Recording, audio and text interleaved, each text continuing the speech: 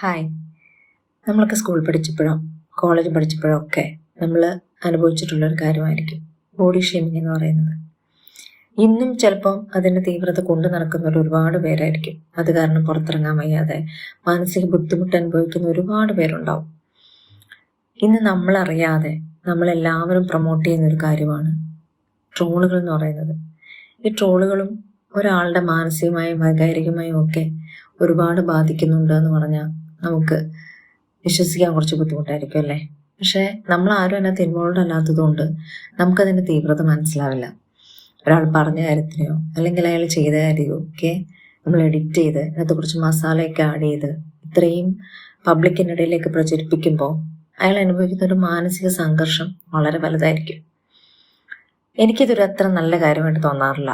പക്ഷെ നമുക്കിതിനെ ഒരിക്കലും ബാൻ ചെയ്യാനൊന്നും പറ്റില്ല. കാണുക, കണ്ടിട്ട് ജസ്റ്റ് മറന്നു കളയുക, അതിനെ ചർച്ചയാക്കാതെ കമൻറ്റ് ചെയ്യാതെ ഷെയർ ചെയ്യാതിരിക്കാൻ നമുക്ക് ശ്രമിക്കാം. നിങ്ങൾക്ക് എന്ത് തോന്നുന്നു? ഈ ട്രോളുകളൊക്കെ ശരിക്കും ഒരു തമാശയ്ക്ക് വേണ്ടി നമുക്ക് വായിച്ചു വിടാൻ പറ്റുന്ന ഒന്നായിട്ടാണോ, അതോ അത് അതിലുപരി ഒരു മനുഷ്യനെ വ്യക്തിഹത്യ ചെയ്യുന്നതിന് തുല്യമായിട്ടാണോ? എന്താണ് നിങ്ങളുടെ അഭിപ്രായം?